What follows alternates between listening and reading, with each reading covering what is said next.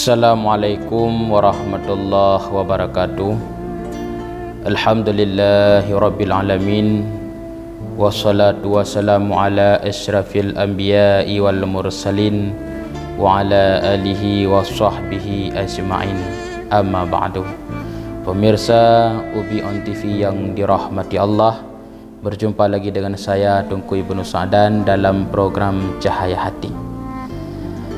Sambil kita menunggu waktunya berbuka puasa, mari kita lihat nasihat ataupun muizah yang akan menjadi pedoman dalam kehidupan kita.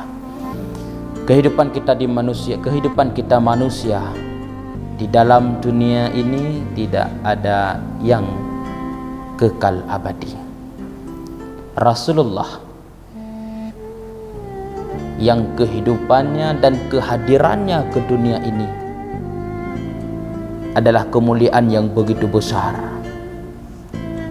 adalah keistimewaan yang amat besar, sampai-sampai Allah mengatakan dalam hadis qudsi, laulaka ya Muhammad lamma khalaqtul aflaq, seandainya bukan karena engkau wahai Muhammad, sungguh tidak aku jadikan alam semesta.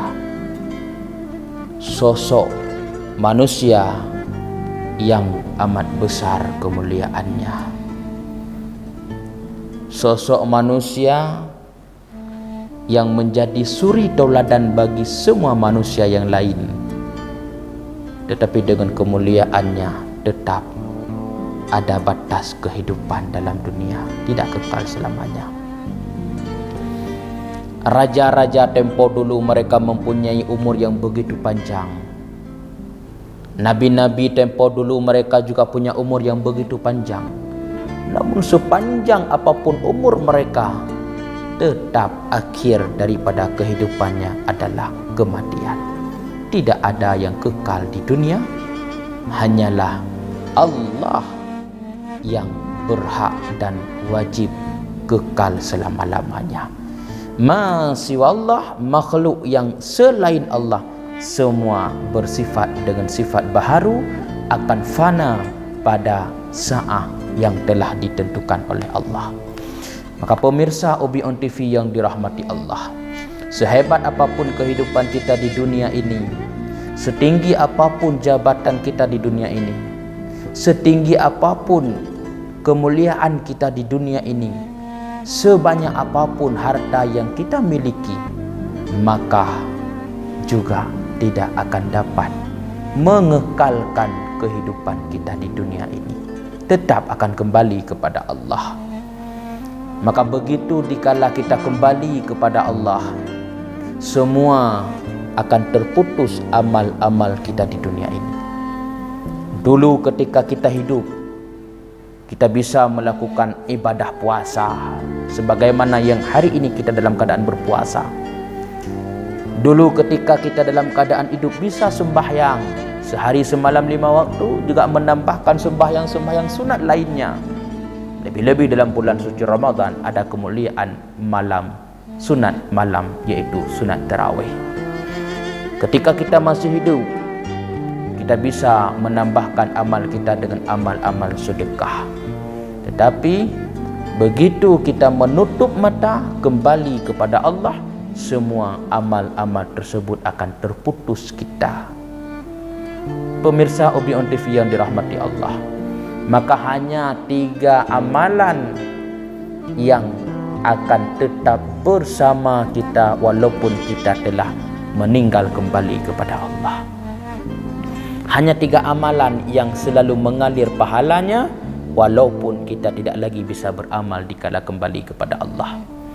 Pemirsa Ubi On TV yang dirahmati Allah, Rasulullah SAW bersabda dalam satu hadis riwayat daripada Imam Al-Bukhari, iza mata ibnu Adam inqata'a amaluhu illa min salasin. Apabila mati seorang manusia, maka terputuslah amalannya melainkan 3 perkara yang selalu mengalir pahalanya kepada orang tersebut. Yang pertama, sadaqatun jariyatun, yaitu berupa harta yang hari ini kita wakaf, yaitu berupa harta yang hari ini kita infak, di mana ada tempat-tempat agama, masjid yang sedang terbangun, kita punya harta yang lebih, kita infakkan untuk amal yang selalu mengalir dikala kita kembali kepada Allah. Inilah manfaatnya harta yang kita wakafkan. Walaupun satu sak semen yang kita wakafkan ke tempat ibadah, dikala orang lain melakukan ibadah pada tempat tersebut, tempat tersebut ada harta wakaf kita, kita yang hari itu sedang diazab oleh malaikat Allah, begitu orang melaksanakan ibadah pada tempat yang ada harta wakaf kita, saat itulah Allah angkatkan azab kita daripada malaikat. Ya malaikat, selesaikan azabmu kepada orang tersebut wahai malaikat, karena ada manusia di dunia yang sedang ibadah pada tempat yang diwakafkan olehnya ketika hidup. Itulah amalan yang selalu mengalir walau kita sudah kembali kepada Allah. Bahkan dalam kitab Bahrul Madhi dikatakan, walaupun satu batang besi kita wakafkan ke masjid, tetapi pahalanya Allah berikan seperti umpama bandingan orang yang telah membangun masjid. Maka kadang-kadang dengan harta yang kita miliki hari ini tidak mampu kita membangunkan satu masjid. Dengan keterbatasan harta yang kita miliki hari ini tidak mampu kita bangunkan satu musalla.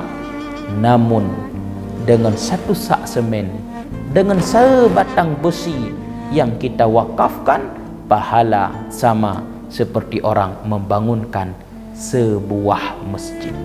Maka siapa yang mewakafkan hartanya ke masjid, siapa yang mewakafkan hartanya ke tempat agama, siapa yang mewakafkan hartanya ke pesantren-pesantren tempat pendidikan agama, maka itulah amalan yang akan selalu mengalir dikala dia kembali kepada Allah. Itulah manfaat yang amat besar daripada harta wakaf.